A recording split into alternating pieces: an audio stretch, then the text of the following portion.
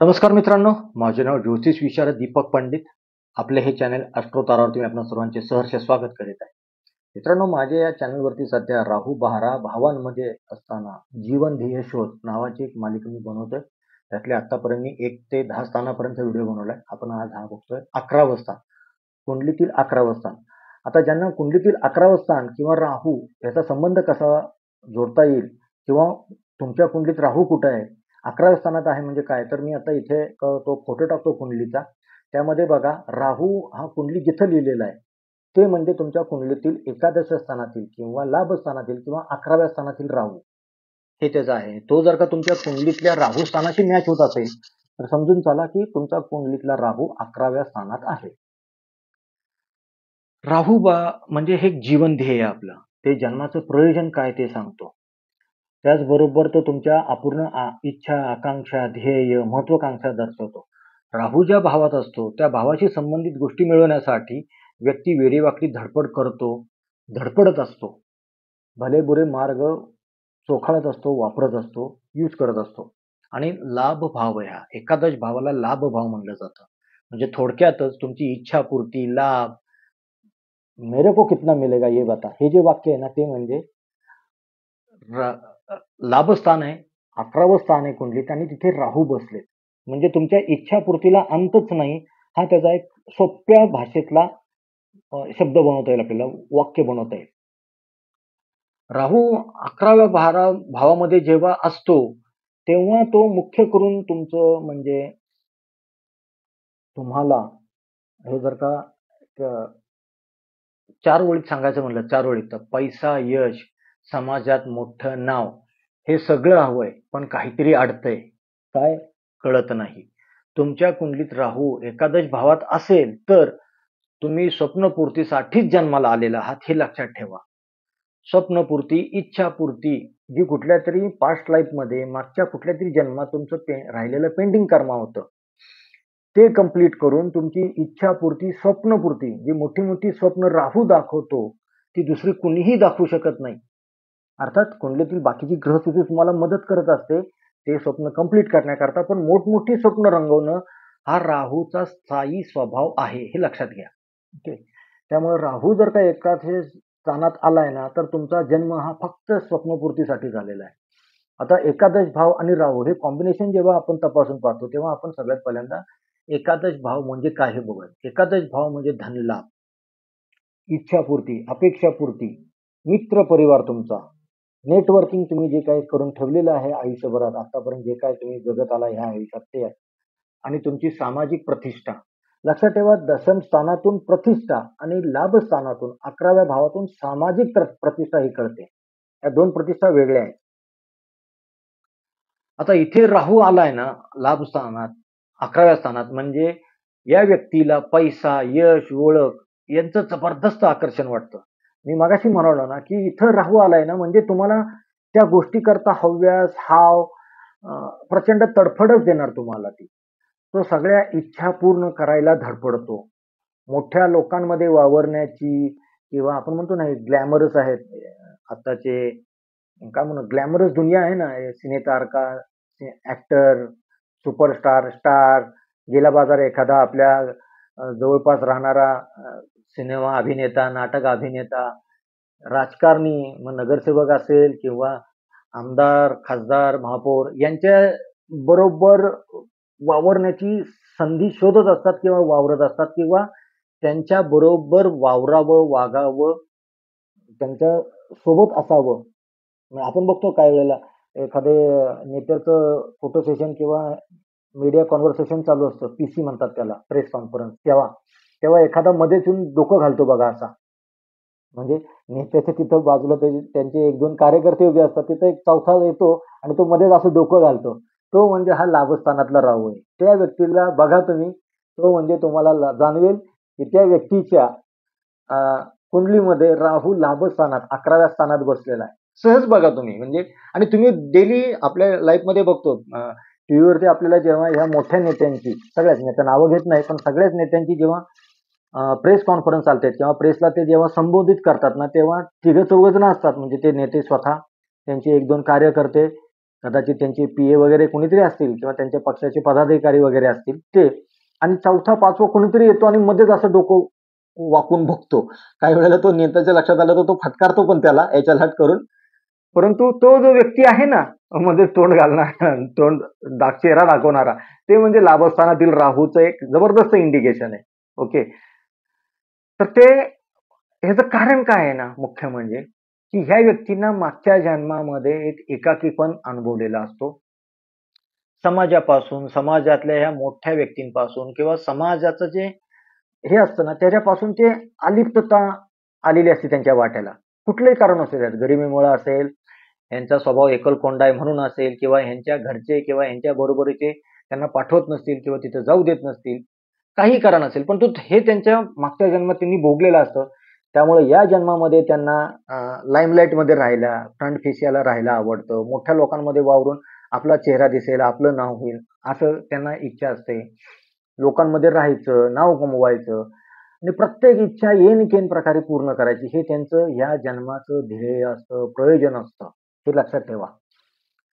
आता याचं जर का आपण एक चारोळीमध्ये जर का सांगायचं गेलं, लाभस्थानातील राहूचं, तर इच्छा, स्वप्न, स्नेही राहूची वर्तुळं, 11व्या भावात मिळवण्याची झपाट, स्वप्न पूर्ण करणे हेच जीवनसार, ह्या जन्मी प्रत्येक यशाचा होणार जयघोषाचा भार. आता हे प्रयोजन काय आहे आपलं? लाभस्थानातला राहू म्हणजे प्रयोजन काय? तर राहू इथं काय सांगतो तुम्हाला मेनली, की बाबा इच्छा ठेव, पण त्यात अडकून राहू नकोस. लक्षात ठेवा. इच्छा ठेव, पण त्यात अडकून राहू नकोस. ते तुझं ध्येय नाहीये. ध्येय नाव कमावणं आहे, पण तू नाव कमवण्याकरताच अडकून राहणं किंवा तुमच्या ज्या काय म्हणतो ना आपण गोल सेट करतो किंवा टार्गेट अचीव्ह करण्याकरता आपण धडपडतो, पण त्यातच अडकून नाही राहायचं. ते झालं की नेक्स्ट व्हॉट? म्हणजे आपण बघतो काही लोक नगरसेवकाबरोबर असतात, काही लोक आमदाराबरोबर जातात, मग ते नगरसेवकाला सोडून देतात, मग आमदार झाला की त्यानंतर मंत्री किंवा त्यानंतर खासदार. अशी काही लोक प्रवास करताना आपण बघतो, अरे हा काल परवापर्यंत नगरसेवक बरोबर, आज आमदार बरोबर आहे, उद्या त्या मंत्री बरोबर आहे. हे अडकून न राहण्याचं लक्षण त्यांनी अचीव्ह केलेलं असतं. 11व्या भावातला राहू, तुम्ही मला सारखं राजकारणाचं उदाहरण देतोय, तर 11व्या भावातला राहू करता ह्या इतकं दशमाने लाभस्थानातल्या 10व्या आणि 11व्या भावातल्या राहू करता राजकारणा इतकं चांगलं उदाहरण दुसरं असू शकणार नाहीये, म्हणून मी सारखं वापरतोय. तर त्यामुळे तुमच्या मनातली इच्छा ठेवा, पूर्ण करण्याकरता धडपड करा, परंतु त्यात अडकू नका. तुमच्या मनातली स्वप्न मोठी असू द्यात, त्याबद्दल काही शंका नाहीये, परंतु ते तुम्ही फिल्टर आउट करा आणि त्यातलं कुठलं अचिव्हेबल आहे, कुठलं नॉन अचिव्हेबल आहे, ते लक्षात घ्या. तुमचं नेटवर्क खूप प्रभावी बनवू शकतं, फक्त तुम्हाला ते स्किलफुली बनवता आलं पाहिजे. त्याचं रहस्य जाणून घेतलं पाहिजे तुम्ही, त्याची काय गोडवा आहे तो जाणून घेतला पाहिजे, त्याचे काय शॉर्टकट्स आहेत ते जाणून घेतले पाहिजेत. पण तुमचं प्रभावी नेटवर्क बनू शकतं तुमचं. त्यानंतर पैसा, प्रसिद्धी, यश हे तुमचं आकर्षण ठरतं. तेच असतं तुमचं आकर्षण, पण तेच हे जीवन नाहीये हे लक्षात ठेवा. आता इथं काळजी काय घेतली पाहिजे? तर इथे तुम्हाला नेटवर्क तुम्ही विस्तारित करताय, नेटवर्क वाढवताय, एक्सपांड करताय ना, त्यावेळेला खोट्या मित्रांपासून सावध राहा. राजकारणी आहेत, परंतु त्यामध्ये चुकीचे राजकारणी निवडून त्यांना फॉलो करू नका, त्यांच्याबरोबर वावरू नका. संधी साधू स्वभाव तुमचा पण टाळा आणि संधी साधू लोकांची संगत पण टाळा. नाहीतर या सर्वामध्ये राहूचा मोह हा तुम्हाला खूप मोठा अडथळा ठरतो. हे लक्षात घ्या. राहू एकादशात असताना काय उपाय करायचे? 11व्या भावात राहू आहे, तर स्थैर्य पाहिजे ना थोडंसं. तर त्याकरता उपाय काय करायचा? तर सोमवारी किंवा शनिवारी ओम नमो भगवते वासुदेवाय या मंत्राचा 108 वेळा जप करा. मदतीची कसल्याही परतफेडीची अपेक्षा न ठेवता मित्रांना मोकळेपणाने, मोकळ्या मनाने, मोकळ्या भावनेने मदत करा. परतफेडीची परत मिळेल, रिटर्न मिळेल, मनात ठेवू नका, मदत करा. आणि त्यात सगळ्यात महत्वाचं मी मगाशी सांगितलं की खोटारडे किंवा संधी साधू मित्र दूर करा, त्यांच्याजवळ जाऊ नका. तुम्ही मित्र निवडताना सच्चे मित्र निवडा, प्रामाणिक मित्र निवडा. म्हणजे तुम्ही पण प्रामाणिक आहात आणि ते पण प्रामाणिक आहेत, तर तसे निवडा. त्यामुळे तुम्ही क्वालिटीवरती भर द्या, क्वांटिटीवरती भर नका देऊ. संख्या बघू नका. माझे 1000 मित्र आहेत. काही उपयोगाचे नाहीत ते. ते सगळे संधी साधू, खोटारडे किंवा ऐनवेळेला पळ काढणारे असेल तर काही उपयोगाचे नाहीत. 4च असू द्यात, पण ते खरे असू द्यात. प्रामाणिक असू द्यात. तुम्ही त्यांच्याशी ते तुमच्याशी लॉयल असलेल्या मैत्रीमध्ये असू द्यात. ओके. ती महत्वाची आहे. आणि सगळ्यात महत्वाचं मी नेहमी सांगतो 11व्या स्थानातले राहू असलेला व्यक्ती माझ्याकडे कुंडली घेऊन आला, मग ते स्त्री असो किंवा पुरुष असो, मुलगा किंवा मुलगी, मी त्यांना सांगतो तुमची स्वप्न लिहून ठेवा. मग तुम्हाला ते फिल्टर आउट करता येईल, हे कुठलं अचिव्हेबल आहे, नाही आहे, हे वगैरे वगैरे. परंतु ती स्वप्न लिहून ठेवा तुम्ही आणि मग ती कृतीत उतरवा. कृतीत उतरायची म्हणजे त्याचा रोड मॅप बनवायचा, त्याचं ते काम करायचं, जे काही करायचं. राहू तुम्हाला मदत करतोय, ताकद देतोय. लक्षात ठेवा, लाभ 11व्या स्थानामध्ये आलेला पापग्रह, अशुभ ग्रह सगळ्यात जास्त शक्ती देतो तुम्हाला सगळ्यांनाच. इथे मग राहू येऊ द्यात, शनी येऊ द्यात, केतू येऊ द्यात, फॉर दॅट मॅटर रवी येऊ द्यात, हे सगळे ग्रह पापग्रह म्हणून ओळखले जातात, अशुभ ग्रह म्हणून ओळखले जातात, क्रूर ग्रह म्हणून ओळखले जातात. ते लाभस्थानामध्ये आले तर त्यांचं अशुभत्व गळून पडतं आणि ते तुमची ताकद वाढवतात, तुम्हाला बळ पुरवतात. मग ते तुम्हाला बळ, तुमचं जे काही स्वप्न आहे ते कृतीत उतरून पूर्ण करण्याकरता 11व्या स्थानातील राहू तुम्हाला प्रचंड मदत करणार आहे, हे लक्षात ठेवा. आता मित्रांनो, एक गोष्ट लक्षात घ्या, तुमच्या इच्छा सतत अपूर्ण राहतात का, हा प्रश्न विचारून बघा स्वतःला. पैसा, प्रसिद्धी, यश जवळ येते पण निसटतं. आणि आपण काय म्हणतो ना, मोठ्यांच्या ओळखी होत आहेत पण त्याच्या कंटिन्युअसली टिकत नाहीत किंवा ते तुम्हाला कंटिन्युअसली जवळ करून राहत नाहीत, धुतकारतात किंवा हळूथुडूत करतात. तर लक्षात घ्या, तुमच्या कुंडलीमध्ये राहू एकादश स्थानात आहे आणि तो तुम्हाला जर का यश मिळत असेल कामात तर तो चांगला आहे. आणि मी मगाशी म्हणालो तसं हुडूदुडूत करणं किंवा पैसा येतोय, प्रसिद्धी मिळते, यश मिळते, पण ते सटकून जातंय, निसटतंय किंवा तुमच्या इच्छा पण होता, तर तो राहू खराब आहे. परंतु राहू एकादश स्थानात आहे, हे लक्षात ठेवा. 11व्या स्थानी राहू आहे, हे लक्षात ठेवा. तुमची कुंडली मध्ये 11व्या स्थानात राहू आहे हे तुमच्या निदर्शनास आलं हा व्हिडिओ पाहिल्यानंतर, आणि तुम्हाला रिलेट झालं की बाबा सांगताय ते बरोबर सांगताय तुम्ही, माझ्या कुंडलीत पण 11व्या स्थानात राहू आणि त्यातल्या बऱ्याचशा गोष्टी मला रिलेट होत आहेत, तर तुम्ही फक्त इथं कॉमेंट बॉक्समध्ये लाभ एवढं द्या, लाभ.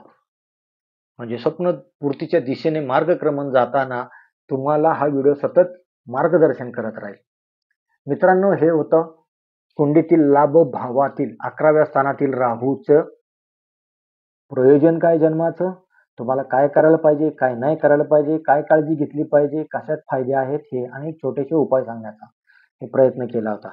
आशा करतो की माझा हा व्हिडिओ आपल्या पसंतीस आला असेल तर कृपा करून माझ्या या चॅनलला लाईक करा, सबस्क्राईब करा, आपल्या मित्र परिचयाने लाईक आणि सबस्क्राईब करायला सांगा. आणि हो, खाली कमेंटमध्ये लाभ हे लिहायला विसरू नका. धन्यवाद.